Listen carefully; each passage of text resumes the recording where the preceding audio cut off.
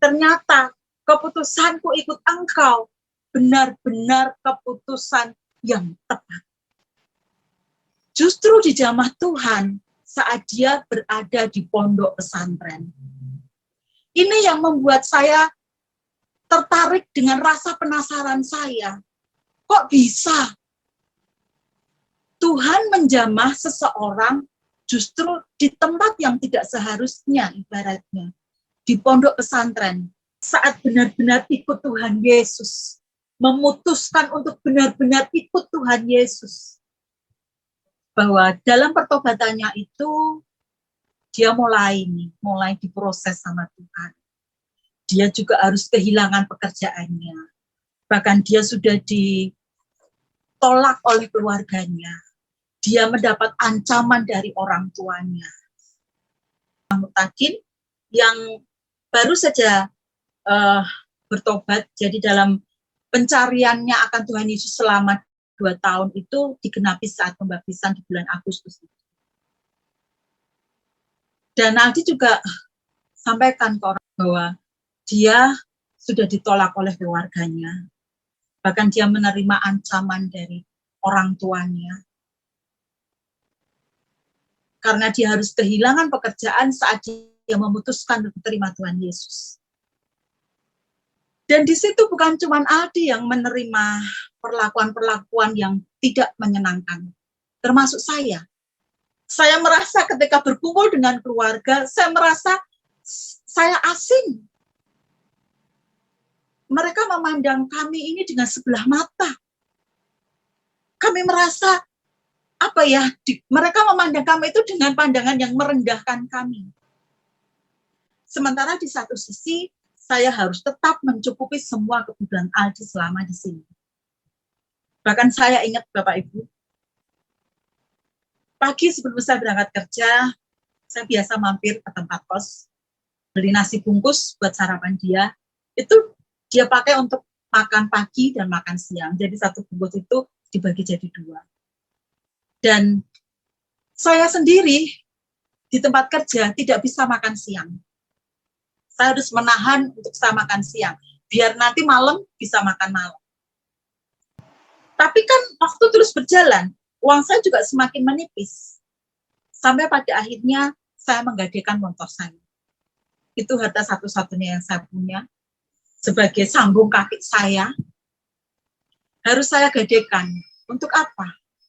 Untuk memenuhi dan mencukupi kebutuhan kami. Bayar kos, makan, dan lain sebagainya. Dan tidak hanya berhenti sampai di situ. TV di kamar kos, ada TV di situ, itu TV milik saya yang biasa saya pakai di rumah, di kamar, saya taruh di tempat kos biar Aldi juga nggak kesepian. Akhirnya juga saya gadaikan, habis sudah semuanya. Uang tidak punya, motor sudah tergadaikan, TV tergadaikan. Dan saya ingat kalau saya berangkat kerja, pinjem sama motor keponakan, itu ngasihnya itu kayak enggak ikhlas. Selain ngisi bensin, saya juga ibarat bayar uang sewa motor itu. Ibaratnya nantang sama Tuhan. Tuhan, kalau memang keputusanku ikut engkau, ini bukanlah keputusan yang salah. Tolong, beri aku tanda, kasih satu mujizat buat aku. Agar aku yakin bahwa keputusanku mengikut engkau adalah keputusan yang tepat dan benar. Dan apa yang terjadi Bapak Ibu? Paginya, bukan mujizat yang diterima oleh Aldi, tapi didapati saya sakit. Jadi saya ini punya hipertensi, dan karena hipertensi saya ada sedikit gangguan juga di jantung saya. Saat itu kambuh. Saya putuskan untuk saya tidak berangkat bekerja. Saya periksa ke dokter BPJS, ditemani, saya minta diantar oleh Aldi, dan ternyata inilah cara Tuhan menyatakan mujizatnya yang pertama. waktu saya ke dokter itu, saya bertemu dengan teman lama saya. Jadi dia teman lama waktu saya bekerja di tempat sebelumnya saya bekerja itu. Karena karena sudah lama kami tidak bertemu, bahkan saya pun juga sudah tidak punya nomor kontaknya. Kami saling berpelukan, kami saling berbagi cerita. Saya kenalkan dia dengan Aldi Putra. Dan setelah cukup lama kami saling berbagi cerita, saya pamit. Dan disitulah teman saya ini memberkati saya. Dan tepat seperti yang kami butuhkan. Tidak lebih dan juga tidak kurang. Itulah cara Tuhan menyatakan diri. Dan mulai saat itu, Aldi memutuskan untuk, Tuhan terima kasih, ternyata keputusanku ikut Engkau, benar-benar keputusan yang tepat.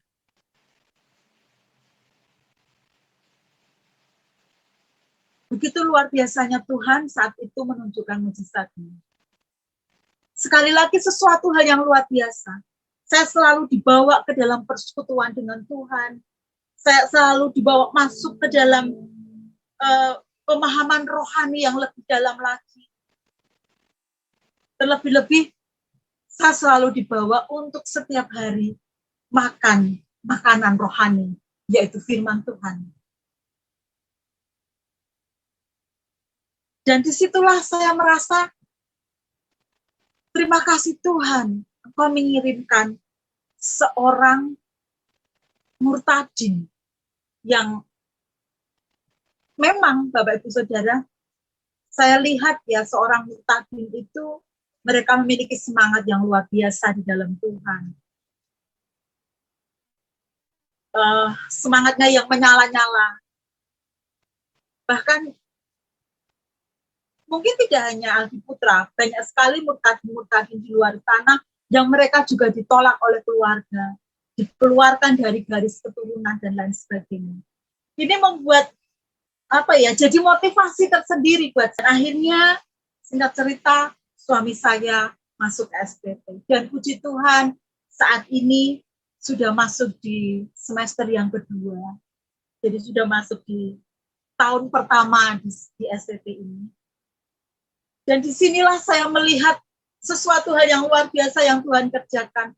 Sekalipun saya tahu itu menyakitkan buat Aldi, tapi proses Tuhan, bisa dikatakan sekolah pembentukan di STT ini luar biasa. Kalau suami saya pulang, itu dia selalu cerita pengalaman di STT apa yang didapat di sana, itu selalu disaringkan ke saya. Jadi apa yang dia dapat di STT, dia transferkan ke saya. Dan itulah yang membuka pikiran saya. Wow. Saat benar-benar ikut Tuhan Yesus, memutuskan untuk benar-benar ikut Tuhan Yesus. Tuhan Yesus luar biasa.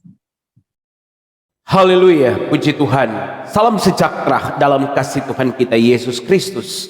Saudaraku, kali ini kita akan menyaksikan secara keseluruhan tentang bagaimana kesaksian dari seorang pesaksi yang menyaksikan keadaan atau pertobatan suaminya.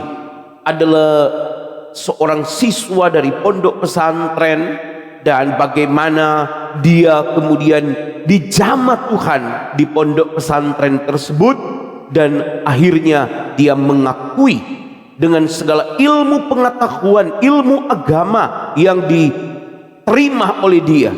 Akhirnya saudara-saudara, dia mengakui bahwa benar Yesus Kristus itu adalah Tuhan, dan dengan tanda dia memberi diri untuk dibaptis. Hal ini tentu mengejutkan para pemimpin di pondok pesantren tersebut, bahkan mungkin saudara yang sedang menyaksikan kesaksian ini. Namun fakta telah membuktikan bahwa Tuhan Yesus sanggup bekerja dan memberikan kemenangan kepada setiap orang yang dikasihinya, dan tentu Tuhan Yesus mengasihi semua orang. Namun maukah saudara membuka hati? Maukah saudara benar-benar rindu untuk mencari kebenaran itu? Nah, dari dasar hati yang rindu, tulus untuk mencari kebenaran itu, maka Tuhan menjamah hati orang tersebut. Nah, saudara-saudara, bagaimana kesaksian selengkapnya? Selamat menyaksikan. Tuhan Yesus memberkati. Haleluya. Terima kasih sekali sebelumnya kepada memberikan kesempatan kepada saya untuk saya menyaksikan kebaikan Tuhan yang sudah Tuhan berikan dalam hidup saya di sepanjang kehidupan saya. Perkenalkan, nama saya Evi. Saya tinggal di sebuah kota kecil di Jawa Tengah dan saya Kristen dari lahir. Bahkan orang tua saya adalah seorang pendeta. Jadi orang tua saya menggembalakan salah satu gereja di desa. Jadi saya tinggal di lereng Gunung Merbabu, kami tinggal di pedesaan dan puji Tuhan. Tuhan percayakan sebuah gereja untuk orang tua saya menggembalakan di sana. Kesaksian saya ini termotivasi dengan ayat yang sudah disampaikan oleh Bapak Franky tadi, yaitu di dalam Kisah Para Rasul 1 ayat yang ke-8, yang demikian firman Tuhan, tetapi kamu akan menerima kuasa kalau Roh Kudus turun ke atas kamu, dan kamu akan menjadi saksiku di Yerusalem dan di seluruh Yudea dan Samaria dan sampai ke ujung bumi. Sebelum saya masuk ke dalam kesaksian saya, mengapa saya terberkati dengan ayat ini? Kita semua tahu, Bapak Ibu Saudara, saat-saat ini viral dengan yang namanya murtadin. Yang mereka dari keyakinan seberang, entah apa itu keyakinan mereka, dengan berbagai macam keyakinan mereka masuk di keyakinan yang sekarang menerima Tuhan Yesus sebagai Tuhan dan Juru Selamat. Tetapi ternyata untuk menjadi saksi Tuhan itu bukan cuma tugasnya seorang murtadin, tetapi tugas kita sebagai anak-anak Tuhan, tugas kita sebagai orang-orang percaya, dan saya yakin tugas itu pun juga untuk saya. Jadi saya saat ini rindu menyampaikan kesaksian saya melalui pengalaman hidup saya bersama dengan Tuhan. Itu yang menjadi motivasi saya. Dan kesaksian saya diawali dari latar belakang saya yang Kristen sejak lahir. Bahkan tadi sudah saya sampaikan bahwa orang tua saya adalah seorang gembala sidang. Tetapi yang ingin saya sampaikan di sini, sekalipun saya Kristen dari lahir, bahkan orang tua saya pun seorang gembala sidang, seorang pendeta. Tapi jujur Bapak Ibu Saudara, hidup saya jauh dari perkenanan Tuhan. Bahkan hidup saya tidak bisa menjadi berkat bagi jemaat Tuhan ataupun bagi orang lain. Sebagai seorang anak gembala sidang, saya pelayanan, ya, saya terjun dalam pelayanan. Saya sampai saat ini pun pelayanan di bidang praise and worship dan musik gereja. Tetapi yang saya lakukan ternyata yang pertama hanya sebatas rutinitas saja. Dan yang kedua, sebagai wujud bentuk tanggung jawab saya bahwa saya ini seorang anak gembala sidang. Tetapi hati saya jauh dari Tuhan. Bahkan jujur Bapak Ibu Saudara, saya tidak pernah yang namanya berdoa secara pribadi. Saya buka Alkitab ya kalau pas di gereja. Bahkan hidup saya itu benar-benar bisa saya katakan memalukan. habis pulang dari gereja, saya berkumpul dengan teman-teman saya, sibuk dengan kehidupan saya yang masih berkecimpung di hal-hal duniawi. Saat Bapak Ibu saya memberikan nasihat, ya mungkin saya mendengarkan, tapi tidak pernah yang namanya masuk ke hati saya. Saat itu berlangsung cukup lama di dalam kehidupan saya. Dan dalam pikiran saya, bagaimana mungkin saya itu dapat uang? Bagaimana mungkin saya mencukupi kebutuhan saya kalau saya tidak bekerja? Tetapi apa yang saya rasakan, Bapak Ibu? Saya selalu sibuk menghabiskan waktu saya dengan pekerjaan saya. Saya tidak pernah punya waktu untuk Tuhan. Saya tidak pernah punya hubungan yang intim dengan Tuhan. Ya akhirnya apa yang saya lakukan sia-sia. Saya bekerja, walaupun pekerjaan saya mungkin dengan UMR di tempat saya, itu hasilnya juga tidak seberapa, tapi setidaknya saya dapat penghasilan. Dan saya berpikir, kalau saya nggak kerja, ya nggak dapat uang. Kalau cuman ke gereja, ibadah, duduk manis di gereja, bagaimana saya dapatkan uang? Dan begitu saya terima gaji, ya begitu Bapak Ibu. Saya gunakan untuk saya bersenang-senang dengan teman-teman saya. Saya pulang larut malam, menghabiskan waktu bersama mereka. Sampai akhirnya, mungkin itu cara Tuhan. Ketika saya dikasih nasihat orang tua, saya nggak mendengarkan. Saya tetap sibuk dengan hidup saya sendiri.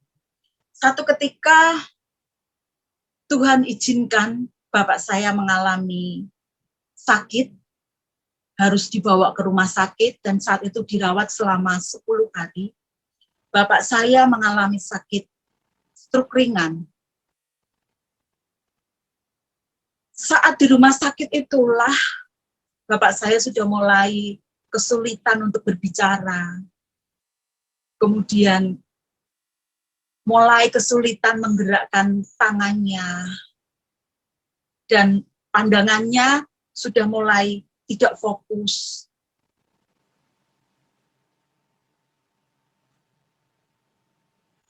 Di situ saya merasa bersalah. Dan hati saya tergugah ketika saya waktu itu masuk ke ruang bapak saya dirawat. Di situ saya melihat ibu saya menangis. Ibu saya berdoa, saya dengar doanya. Ibu saya katakan, Tuhan, tolong jangan ambil suamiku sekarang. Aku belum siap kalau engkau ambil suamiku sekarang. Kalau engkau panggil suamiku sekarang. Dan ibu saya tidak henti-hentinya menangis saat itu. Ketika saya membuka pintu, saya tidak bisa berkata apa-apa ketika saya melihat ibu saya menangis dan berdoa di hadapan Tuhan. Di situ ada rasa bersalah dalam hati saya. Dan saat itu saya memutuskan bahwa saya harus berubah. Dan setelah 10 hari Bapak dirawat, Bapak diizinkan pulang. Melakukan rawat jalan sambil terapi untuk stroke-nya. Dan puji Tuhan, lambat laun, Bapak saya menerima kesembuhan dari Tuhan. Saat itu, sekalipun saya sudah berjanji dalam hati saya untuk saya ingin berubah, tapi mungkin ibarat kedagingan saya masih kuat. Jadi saya juga terkadang masih kumpul sama teman-teman, masih memilih pelayanan ya sebatas tanggung jawab, ibarat tuntutan selaku anak gembala sidang, Dan jujur, saya tidak dapatkan berkat apapun di situ. Sampai akhirnya kejadian yang kedua itu terjadi waktu bapak saya dan tim pelayanan, kebetulan di situ saya juga terlibat dalam pelayanan bersama adik saya. Kami saat itu sedang pelayanan di gereja Pos PI, dan bapak saat itu sedang pelayanan perjamuan kudus. Waktu bapak pelayanan perjamuan kudus berdiri di mimbar, dia pegang roti dan gelas perjamuan. Tiba-tiba bapak saya jatuh tergeletak ke belakang, dan mimbar yang di depannya ini ikut jatuh menimpa badan bapak. Dan itu benar-benar kami pemain musik, semua petugas itu panik. Jemaat Tuhan yang ada di gereja Pos PI itu panik semua. Dan saya ini, dada saya bergemuruh, kencang sekali. Di situ saya mulai merasakan ketakutan yang luar biasa. Saya tidak bisa membayangkan kalau saat itu, saat Bapak jatuh saat itu waktunya Tuhan panggil Bapak saya. Itu benar-benar sudah tidak bisa saya menahan tangis saya. Dan disitulah saya benar-benar mulai berjanji sama Tuhan. Tuhan, jamah hatiku, ubah seluruh hidupku. Aku mau memberikan seluruh hidupku sepenuhnya kepadamu. Setelah ibadah itu, Bapak kembali dibawa ke rumah sakit dan kembali dirawat di rumah sakit. Tapi puji Tuhan, pertolongan Tuhan nyata. Bapak diizinkan pulang dan kembali dirawat di rumah. Sampai akhirnya Tuhan Yesus benar-benar menjamah Bapak sampai detik ini. Tuhan masih memanjangkan umur beliau, boleh tetap menggembalakan jemaat Tuhan. Dan setelah peristiwa itu, ada satu kerinduan muncul dalam hati saya. Tuhan, aku mau memberikan diriku sepenuhnya kepadamu. Dan kalau Tuhan izinkan untuk mengirimkan seorang pendamping buat saya rindu untuk Tuhan kirimkan seorang hamba Tuhan. Sehingga kami nanti, suami istri, bisa membantu pelayanan Bapak. Setidaknya bisa mendampingi pelayanan Bapak.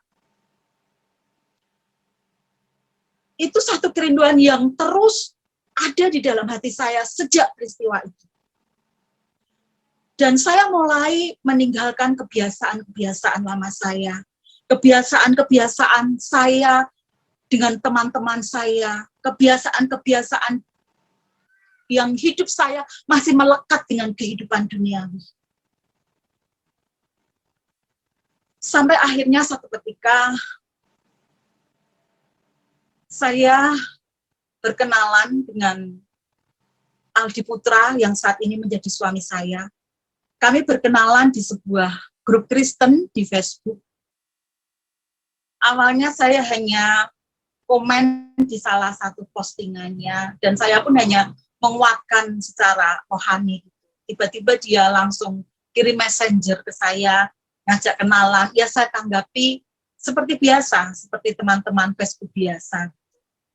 Tapi nggak tahu kenapa hari demi hari Aldi Putra tuh selalu semakin intens untuk berkomunikasi, sampai akhirnya kami memutuskan untuk melanjutkan komunikasi kami lewat WhatsApp, biar lebih memudahkan komunikasi. Disitulah awal mula, bisa saya katakan, ketertarikan saya. Saat Aldi Putra menceritakan bahwa dirinya adalah seorang murtadin yang justru dijamah Tuhan saat dia berada di pondok pesantren. Ini yang membuat saya tertarik dengan rasa penasaran saya. Kok bisa Tuhan menjamah seseorang justru di tempat yang tidak seharusnya, ibaratnya di pondok pesantren. Sementara saya yang Kristen dari lahir, malah hidup saya jauh dari perkenanan Tuhan. Dan saya tidak pernah merasakan jamahan Tuhan, hadirat Tuhan dalam kehidupan saya. Bahkan kehidupan saya malah jadi batu sandungan di tengah-tengah jemaat sendiri. Berawal dari rasa ketertarikan itu, penasaran dan terus penasaran, saya coba menggali, kok bisa Tuhan Yesus menjamah kamu di pondok pesantren? Dan dia menceritakan semua kisah. Itu pun kami hanya tetap berkomunikasi secara biasa. Saya pun hanya sebatas tertarik dengan ceritanya. Tetapi ada satu hal yang membuat saya mulai membuka diri, mulai membuka hati. Mengapa Bapak Ibu Saudara? Ini adalah sesuatu hal yang tidak pernah saya dapatkan dalam hidup saya. Sekalipun orang tua saya seorang pendeta, sekalipun kita tetap tiap malam mengadakan misbah keluarga, tapi saya nggak pernah merasakan yang seperti itu. Kenapa? Biasanya kalau dapat kenalan di Facebook, apalagi sudah mulai ada pendekatan demi pendekatan, orang akan sibuk dengan berhahaha atau berhelosai saat mereka chattingan gitu ya. Tapi ini tidak, Bapak Ibu. Kita nggak pernah ngobrolin yang berlebihan seperti anak-anak muda zaman now gitu. Yang saya rasakan sesuatu yang tidak pernah saya dapatkan itu setiap kali Aldi itu menghubungi saya lewat WhatsApp, telepon, dia selalu ngomong sama saya itu seperti ini. Alkitabnya sudah disiapkan? Dan saya katakan ya, biasanya itu ada keponakan di samping saya, sekarang SMP. Jadi saat dia telepon, bukannya, halo saya, apa kabar, udah makan belum, dan lain sebagainya. Enggak Bapak Ibu Saudara. Dia selalu ngajak saya untuk baca Alkitab dan berdoa bersama. Itu yang luar biasa yang tidak pernah saya dapatkan. Mungkin ada beberapa kali saya mengenal laki-laki, tapi nggak ada yang seperti dia. Dan di situ saya merasa, kok saya yang Kristen dari lahir, malah pemahaman Alkitabnya pun jauh sekali gitu.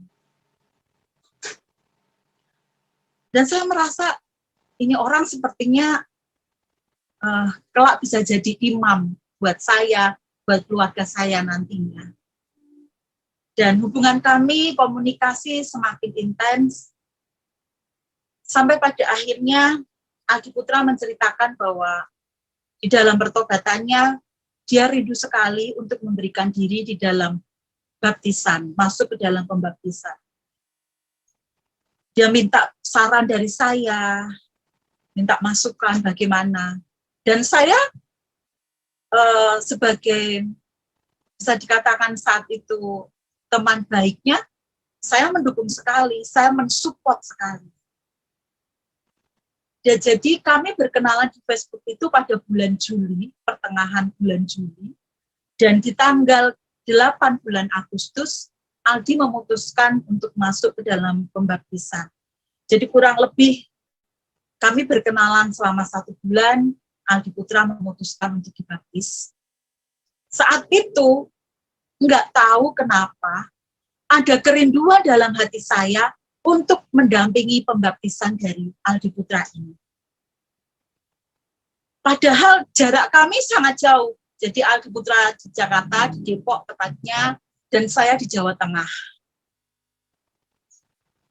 Tapi ada kerinduan yang besar yang mendorong hati saya untuk bisa mendampingi di dalam pembaptisan dia. Akhirnya saya putuskan, saya berangkat ke Jakarta. Dan sebelum itu, dalam komunikasi kami, Aldi sudah cerita sama saya bahwa dalam pertobatannya itu dia mulai diproses sama Tuhan. Dia juga harus kehilangan pekerjaannya. Bahkan dia sudah ditolak oleh keluarganya. Dia mendapat ancaman dari orang tuanya. Jadi saya mengenal Aldi Putra ini posisi dia sebagai pengangguran, tidak punya pekerjaan sama sekali. Tapi nggak tahu kenapa kok saya nggak melihat itu. Saya tetap melangkahkan kaki ke Jakarta.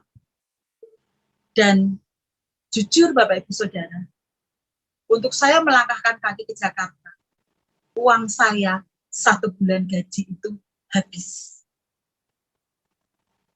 Karena memang posisi Aldi Putra ini pengangguran, dia nggak punya pegang uang sama sekali. Jadi saat kita makan di sana, saat kita untuk transport ke sana ke sini, ke tempat baptisan dan lain sebagainya, tetap saya yang ngongkosin. Ibaratnya dia laki-laki nggak modal sama sekali. Sampai pada akhirnya pembaptisan itu berjalan, dan setelah pembaptisan, ancaman dari keluarga ini, terutama dari orang tuanya, semakin gencar. Di situ kami berdua coba obrolin baik-baik langkah apa yang harus diambil, karena dia tidak berani pulang ke rumah. Dan singkat cerita dari pembicaraan kami, Aldi memutuskan untuk ikut saya pulang ke daerah saya. Padahal Bapak Ibu Saudara, uang di dompet saya tinggal cukup untuk ongkos saya. Untuk ongkos Aldi Putra saja tidak cukup. Terus gimana kita bisa pulang berdua? Bukan tempat yang dekat, tempat yang sangat jauh. Sampai akhirnya kita memutuskan untuk pinjam uang ke Bapak Elias. Jadi Bapak Elias ini adalah penginjilnya Aldi dulu. Beliau orang yang sangat rendah hati, orang yang sangat mengasihi, orang yang sangat penuh kasih, tanpa melihat latar belakang, tanpa melihat apapun. Beliau ini Bapak Elias suami istri sangat luar biasa kasihnya, dan sampai detik ini pun menjadi teladan bagi kami berdua. Setelah kami ke rumah Bapak Elias, kami utarakan maksud kami untuk kami pinjam uang sebagai ongkos Aldi Putra. Kami akhirnya berangkat untuk pulang ke daerah saya. Tapi tanpa saya berpikir, bagaimana nanti tanggapan keluarga saya, bagaimana nanti tanggapan dari masyarakat tempat tinggal saya. Karena jujur, Bapak Ibu, saya ini benar-benar tinggal di daerah pedesaan. Biasa kalau orang pedesaan itu masih suka ngurusi urusannya orang lain. Dan saat kami tiba di rumah, awalnya diterima dengan baik Bapak Ibu. Ternyata keputusan kami untuk Aldi ikut saya pulang ke daerah saya itu secara manusianya mungkin bisa dikatakan ini keputusan yang salah. Jadi tante saya ini punya tempat kos, hanya 3 kamar memang. Aldi Putra saat itu saya tinggal di salah satu kamar kos karena kebetulan ada salah satu kamar yang kosong. Karena dia tidak bawa uang sama sekali, bahkan tidak punya pekerjaan, jadi selama dia di sini, semua kebutuhan Aldi Putra saya yang menanggungnya. Bayar kos, saya yang membayarnya. Dari situlah mulai Bapak Ibu, proses hidup yang sebenarnya.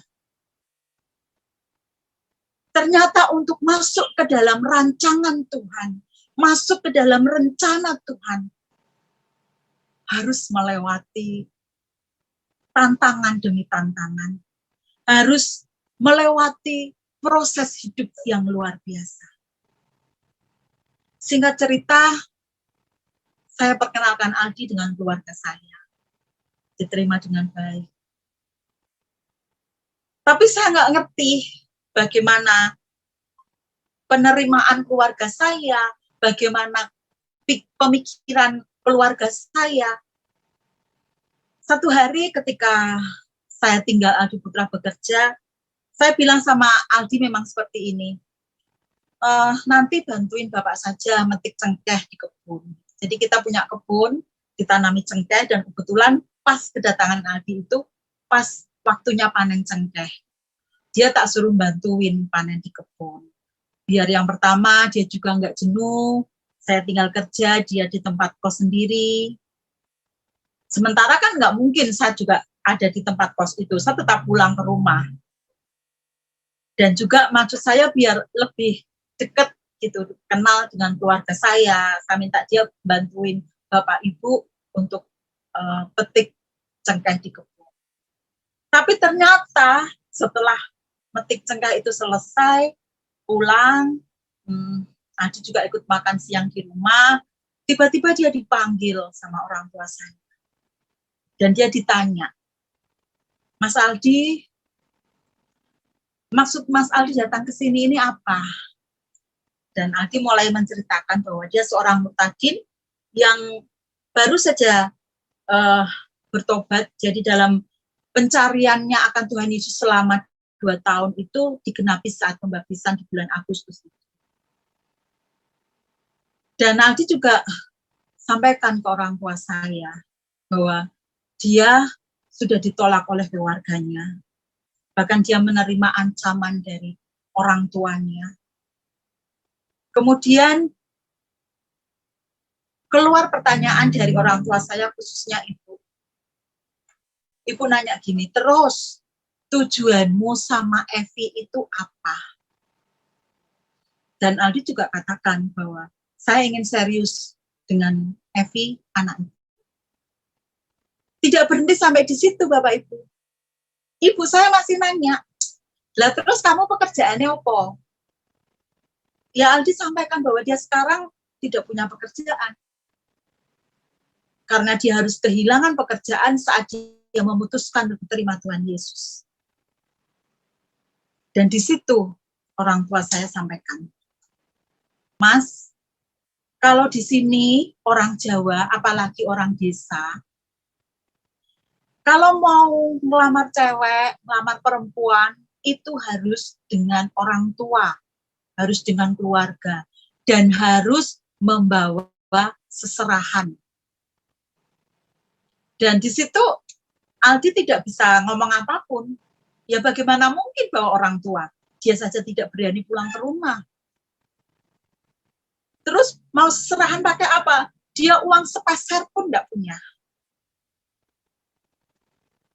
Dan di situ Aldi pulang ke kos, saya pulang kerja, setelah saya mandi dan lain sebagainya, saya nyamperin dia untuk bawakan nasi bungkus untuk makan dia. Dia cerita bahwa tadi siang ibaratnya disidang sama bapak. Dan saya pun ya agak gimana gitu rasanya. Tapi bukan soal itu Bapak Ibu. Saya melihat dengan mata kepala saya sendiri. Penerimaan mereka mulai berubah. Sikap mereka mulai berubah. Cara penerimaan mereka mulai berubah. Dan saya sempat mendengar dari saudara saya bahwa keluarga saya itu ibaratnya nganggap saya ini wanita yang bodoh gitu. Lah kok Evi itu, maaf bahasa kasarnya, lah kok Evi kok ya goblok men, tahu dia itu laki-laki pengangguran, kok ya malah dibawa pulang, terus besok kalau mau nikah itu mau makan pakai apa? Dan di situ bukan cuma Aldi yang menerima perlakuan-perlakuan yang tidak menyenangkan, termasuk saya. Saya merasa ketika berkumpul dengan keluarga, saya merasa saya asing. Mereka memandang kami ini dengan sebelah mata. Kami merasa, mereka memandang kami itu dengan pandangan yang merendahkan kami. Sementara di satu sisi, saya harus tetap mencukupi semua kebutuhan Aldi selama di sini. Bahkan saya ingat Bapak Ibu, pagi sebelum saya berangkat kerja, saya biasa mampir ke tempat kos, beli nasi bungkus buat sarapan dia. Itu dia pakai untuk makan pagi dan makan siang. Jadi satu bungkus itu dibagi jadi 2. Dan saya sendiri di tempat kerja tidak bisa makan siang. Saya harus menahan untuk saya makan siang, biar nanti malam bisa makan malam.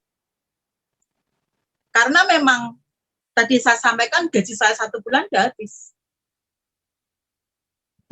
Tapi kan waktu terus berjalan, uang saya juga semakin menipis. Sampai pada akhirnya saya menggadaikan motor saya. Itu harta satu-satunya yang saya punya.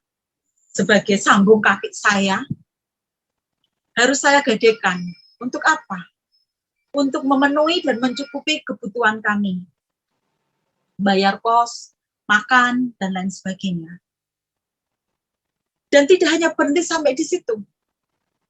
TV di kamar kos, ada TV di situ. Itu TV milik saya yang biasa saya pakai di rumah, di kamar. Saya taruh di tempat kos biar Aldi juga nggak kesepian. Akhirnya juga saya gadaikan. Habis sudah semuanya. Uang tidak punya, motor sudah tergadaikan, TV tergadaikan.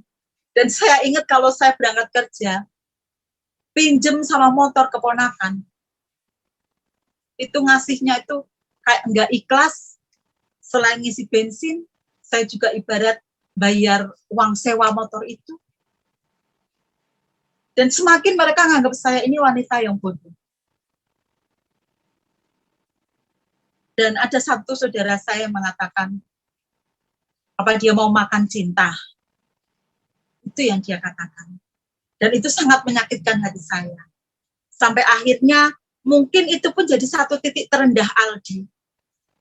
Dia merasa, aku di sana, di Jakarta, ditolak oleh orang tua. Aku melangkahkan kaki di Jawa Tengah, ditolak oleh keluarga saya. Dia putus asa dan dia ngomong sama Tuhan, Tuhan, apa keputusan saya ikut Engkau itu adalah keputusan yang salah. Satu ketika kami ada selisih paham, ya juga berkenaan dengan kehidupan kami yang penuh saat itu benar-benar ada dalam tekanan. Di dekat desa saya, itu ada sebuah pondok pesantren juga yang cukup besar. Sampai tengah malam itu kami agak-agak selisih paham.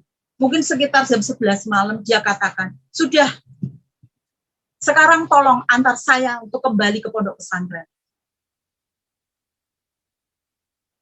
Kalau saya ke pondok pesantren, saya tidak akan membebani kamu. Kebutuhan makan saya, kebutuhan hidup saya akan ditanggung oleh pondok pesantren itu. Saya nggak bisa ngomong apapun, saya hanya nangis, dan malam itu saya antarkan dia ke pondok pesantren. Dan sampai di sana, sampai di depan pintu gerbang, saya juga nggak ngomong apapun. Saya hanya nangis, dan nangis. Tapi dalam hati saya berdoa, Tuhan, tolong kuatkan iman Aldi. Jangan sampai Aldi kembali ke keyakinannya yang lama. Sudah lumayan di situ, Aldi Putra sampai memutuskan akhirnya, ya udah, kita kembali saja, antar aku ke tempat kos. Saya antarkan dia ke tempat kos dan saya pulang. Ternyata tanpa sepengetahuan saya, Aldi Putra ini ibaratnya nantang sama Tuhan. Tuhan, kalau memang keputusanku ikut Engkau, ini bukanlah keputusan yang salah. Tolong beri aku tanda, kasih satu mujizat buat aku. Agar aku yakin bahwa keputusanku mengikut Engkau adalah keputusan yang tepat dan benar. Dan apa yang terjadi Bapak Ibu? Paginya bukan mujizat yang diterima oleh Aldi. tapi didapati saya sakit. Jadi saya ini punya hipertensi, dan karena hipertensi saya ada sedikit gangguan juga di jantung saya. Saat itu kambuh. Saya putuskan untuk saya tidak berangkat bekerja. Saya periksa ke dokter BPJS, ditemani, saya minta diantar oleh Aldi, dan ternyata inilah cara Tuhan menyatakan mukjizatnya yang pertama. Waktu saya ke dokter itu, saya bertemu dengan teman lama saya. Jadi dia teman lama waktu saya bekerja di tempat sebelumnya saya bekerja itu. Karena karena sudah lama kami tidak bertemu, bahkan saya pun juga sudah tidak punya nomor kontaknya. Kami saling berpelukan, kami saling berbagi cerita. Saya kenalkan dia dengan Aldi Putra. Dan setelah cukup lama kami saling berbagi cerita, saya pamit. Dan disitulah teman saya ini memberkati saya. Dan tepat seperti yang kami butuhkan. Tidak lebih dan juga tidak kurang. Itulah cara Tuhan menyatakan diri. Dan mulai saat itu, Aldi memutuskan untuk, Tuhan terima kasih, ternyata keputusanku ikut Engkau, benar-benar keputusan yang tepat.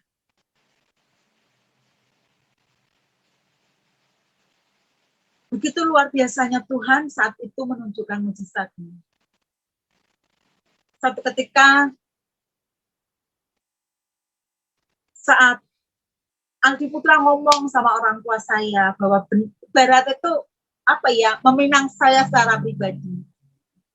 Tetap orang tua saya katakan, saya nggak bisa terima kalau kamu nggak bawa orang tuamu, paling tidak wali. Kita berdua bingung nih, mau minta tolong siapa. Tetapi sekali lagi, Pak Ilyas adalah orang yang sangat luar biasa. Bahkan sampai detik ini pun, kalau ada masalah yang kami berdua tidak bisa menyelesaikan, kami selalu telepon ke Pak Ilyas. Dan beliau dengan sabarnya membimbing dan mengarahkan kami berdua. Dan beliau katakan, Mas Aldi, saya siap untuk ke Jawa Tengah menjadi walinya Mas Aldi. Dan benar Bapak Ibu Saudara, cara kerja Tuhan tidak pernah bisa terpikirkan oleh akal. Aldi meminang saya tanpa ada uang sepeser pun. Tapi setelah itu, Aldi ngajak saya setiap malam sekalipun masih di tempat terpisah, untuk ngajak tetap berdoa, bersekutu bersama, dan belajar firman Tuhan, memperdalam firman Tuhan. Sekalipun saat itu tidak ada yang membimbing kami. Kami hanya belajar sebisa kami. Tetapi setiap malam itu selalu kami lakukan. Dan kami selalu katakan, Tuhan, kalau memang Engkau menghendaki untuk kami bersatu, maka Engkau yang akan memudahkan segalanya. Dan Engkau yang akan mencukupkan segalanya akan kebutuhan yang harus kami butuhkan saat. Dan itu sekali lagi sesuatu hal yang luar biasa.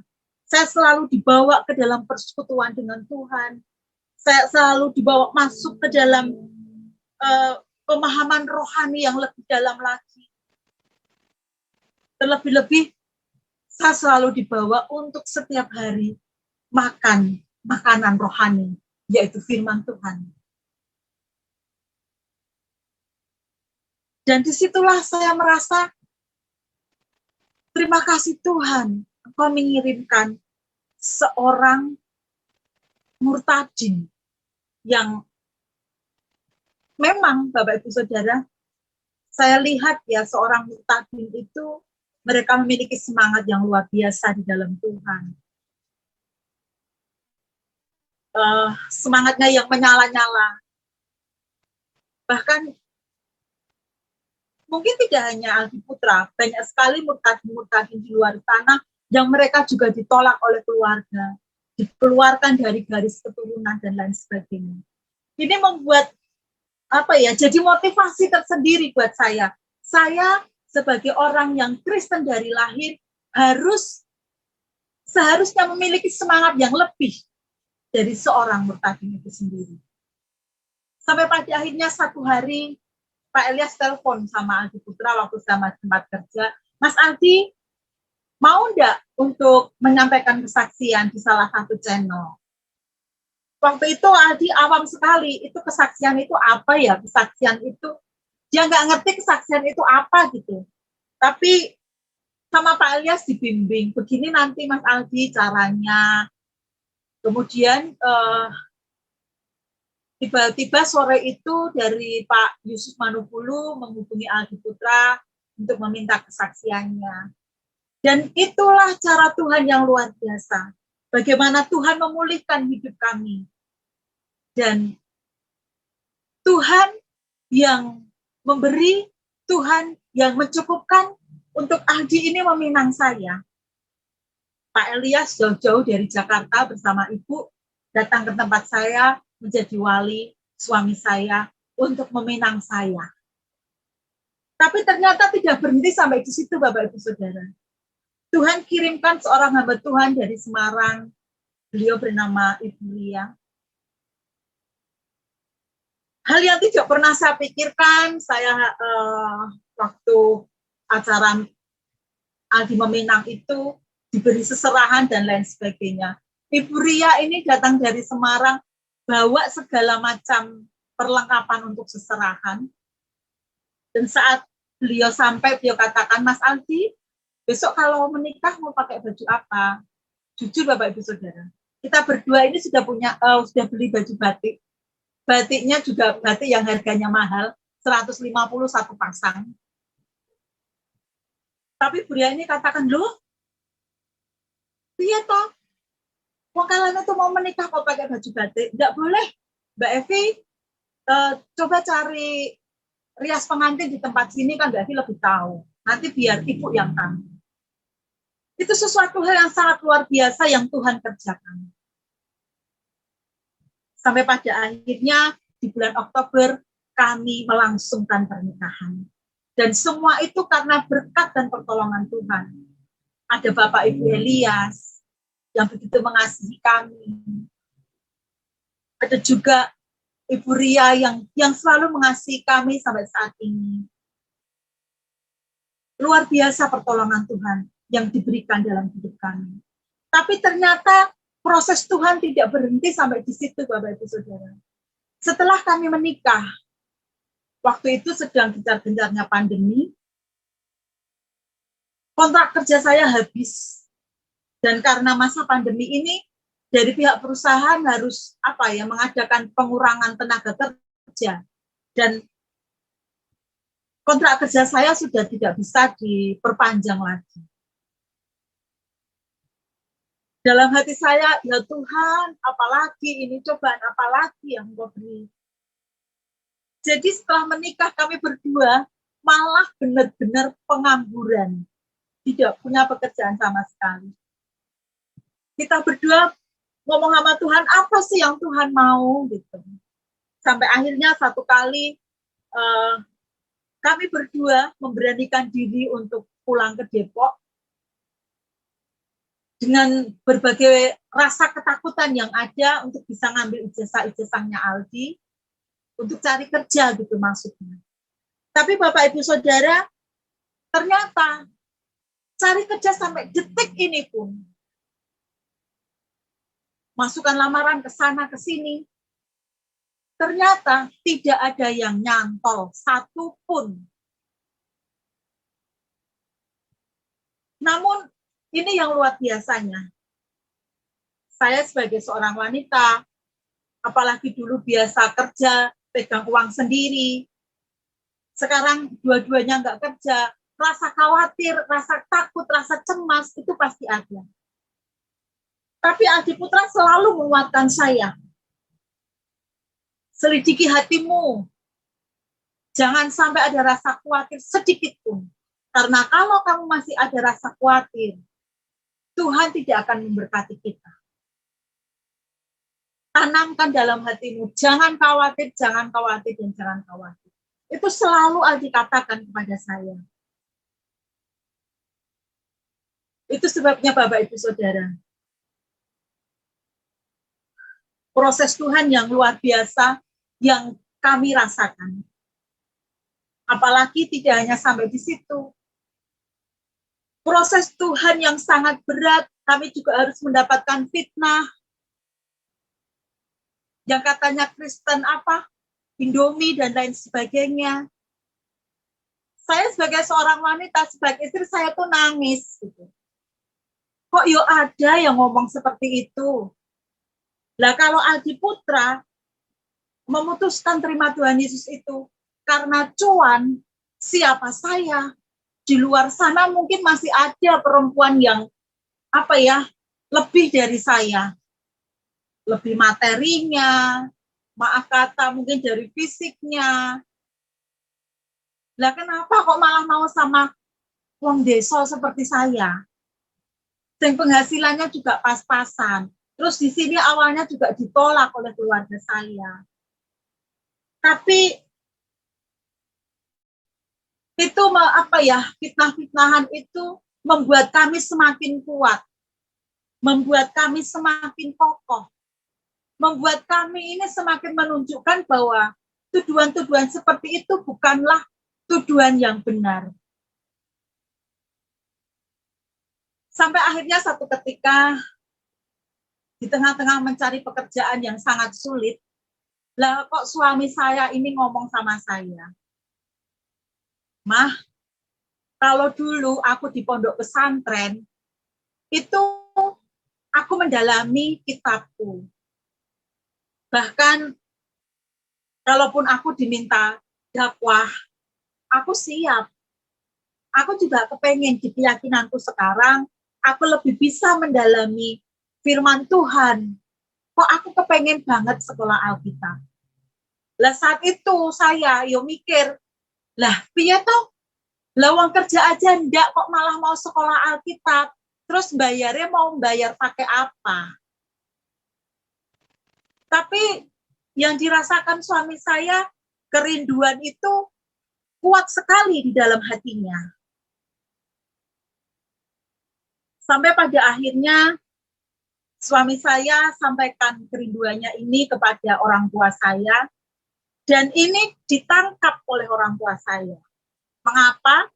Karena memang saya ini 5 bersaudara, tapi di antara kelima-limanya ini tidak ada yang terpanggil untuk bisa meneruskan pelayanan Bapak. Jadi ini ditangkap sama Bapak saya, dan Bapak saya mendukung, meresponi akan panggilan ini. Tapi saat kami sampaikan, lah terus nanti gimana Pak untuk biayanya? Bapak saya hanya katakan, kalau itu benar-benar panggilan Tuhan, tugas kamu hanya meresponi panggilan Tuhan. Soal biaya, itu bukan urusan kamu. Itu urusan Tuhan. Lana itu bagian Tuhan. Jangan kamu pikirkan. Kalau kamu mikir apa yang menjadi bagian Tuhan, kamu pusing sendiri. Itu yang Bapak saya sampaikan. Dan itu yang memotivasi kami sampai saat ini. Satu ketika, saya ingat waktu itu hari Kamis, tapi saya lupa tanggal-tanggal berapa itu. Suami saya ini pergi ke STT sama Bapak. Cari informasi tentang STT itu. Siang sekitar jam 12 jam 1-an lah. Mereka sampai di rumah kembali dan saya tanyakan, gimana Jo? Hasilnya seperti apa tadi waktu ke STT? Suami saya cerita dan sampaikan, prosedurnya seperti ini. Dan terus biayanya berapa? Biayanya sekian. Lah buat saya itu shock gitu ibaratnya ya, kaget gitu. Lah terus gimana? Terus piye ini? Tapi sekali lagi waktu itu Bapak masih di tempat kami kos itu, katakan sekali lagi itu jadi bagian Tuhan. Bagianmu meresponi panggilan Tuhan dan miliki iman yang benar kepada Tuhan. Bapak ngajak kami berdoa, dan beliau pulang. Tapi apa yang terjadi Bapak Ibu Saudara? Sekitar 2 atau 3 jam setelah itu, tiba-tiba ada WhatsApp masuk dan beliau katakan, maaf, apa ini benar nomornya Mas Aldi? Ya. Dan suami saya katakan, iya, saya Aldi. Maaf, ini dengan siapa? Beliau hanya chat ya, berupa pesan gitu. Dan beliau katakan, Mas Aldi tidak perlu tahu siapa saya. Beliau hanya katakan seperti ini, mengirim pesan seperti ini, Mas Aldi sekarang tinggal di mana dan kegiatannya apa? Ya, Aldi Putra balas, saya sekarang di Jawa Tengah, saya hanya membantu pelayanan Bapak, mendampingi pelayanan Bapak. Gitu. Terus kerinduannya apa Mas Aldi? Aldi sampaikan bahwa dia rindu untuk masuk sekolah Alkitab. Dan luar biasanya, bisa saya katakan hamba Tuhan ini katakan, Mas Aldi, saya akan mendukung kerinduan Mas Aldi untuk sekolah Alkitab. Saya akan membantu dalam pembiayaan. Dan itu hal yang luar biasa. Saya sama suami tidak bisa ngomong apapun, selain kita berdua nangis di hadapan Tuhan. Tuhan, apa ini jalanmu? Kita berdua cari kerjaan sana ke sini susah, tapi saat mau masuk ke STT, kok Tuhan langsung buka jalan seperti itu. Dan akhirnya, singkat cerita, suami saya masuk ke STT. Dan puji Tuhan, saat ini sudah masuk di semester yang kedua. Jadi sudah masuk di tahun pertama di STT ini. Dan disinilah saya melihat sesuatu hal yang luar biasa yang Tuhan kerjakan. Sekalipun saya tahu itu menyakitkan buat Aldi, tapi proses Tuhan, apa ya, bisa dikatakan sekolah pembentukan di STT ini luar biasa. Kalau suami saya pulang, itu dia selalu cerita pengalaman di STT apa yang didapat di sana, itu selalu disaringkan ke saya. Jadi apa yang dia dapat di STT, dia transferkan ke saya. Dan itulah yang membuka pikiran saya. Wow. Saat benar-benar ikut Tuhan Yesus, memutuskan untuk benar-benar ikut Tuhan Yesus. Tuhan Yesus luar biasa. Ibarat, apa ya, kok saya malah mendapat bimbingan dari seorang mantan anak pesantren. Dan di sini saya mengerti, saya semakin memahami maksud dan rencana Tuhan. Saat Aldi datang ke tempat ini, mendapatkan penolakan dari orang tua saya, dari keluarga saya, bukan karena orang tua saya memandang materi atau uang dari Aldi Putra, tetapi ini cara Tuhan membentuk karakter kami berdua untuk memiliki karakter yang rendah hati. Dan ternyata tidak berhenti sampai di situ. Apa setelah masuk STT, apa yang didapat Aldi ditransferkan ke saya. Saya semakin dibimbing, saya semakin diarahkan untuk menjadi murid Kristus yang sejati. Untuk bisa menjalankan amanat agung, yaitu Tuhan katakan, jadi saksiku. Dan aku mau menjadi saksi Tuhan di kehidupan saya. Bapak, Ibu, Saudara, belum lama ini kami berdua diizinkan seakan-akan berjalan di padang gurun. Sampai satu ketika, karena kami juga tergabung dalam grup doa miracle ya, yang dipimpin oleh Ibu Ruth. Kami sharingkan dengan Ibu Ruth di situ. Sekitar 1 jam lebih lah kami sharing dengan Ibu Ruth. Ibu Ruth menguatkan kami, mendoakan kami, dan luar biasanya Tuhan itu memang ajaib. Tuhan tetap memelihara kami. Apalagi saat ini, Tuhan bawa kami berdua masuk ke dalam pelayanan. Ini apa ya? Saya merasa kerinduan hati yang dijawab sama Tuhan. Dulu saya minta sama Tuhan, Tuhan kasih saya seorang hamba Tuhan, biar bisa bantu pelayanan Bapak. Dalam hati saya katakan, lah piye kok Tuhan malah kirim seorang murtadin? Aku tuh minta hamba Tuhan, malah seorang murtadin. Tapi luar biasanya, saya bisa menangkap rencana Tuhan. Evi, saya nggak mau kasih kamu instan nih, tak kasih hamba Tuhan. Aku nggak mau kasih kamu instan. Aku mau kamu juga ikut diproses. Dan inilah proses yang Tuhan beri buat saya. Tuhan tidak secara langsung kasih seorang hamba Tuhan. Tuhan kirimkan seorang murtadin. Dari seorang murtadin inilah saya semakin dibawa untuk masuk ke dalam pengenalan yang benar pada Tuhan. Dan sekarang, satu sukacita saat kami berdua bisa melayani Tuhan bersama-sama. Satu sukacita setelah selesai pelayanan, kita sharingkan pelayanan kita.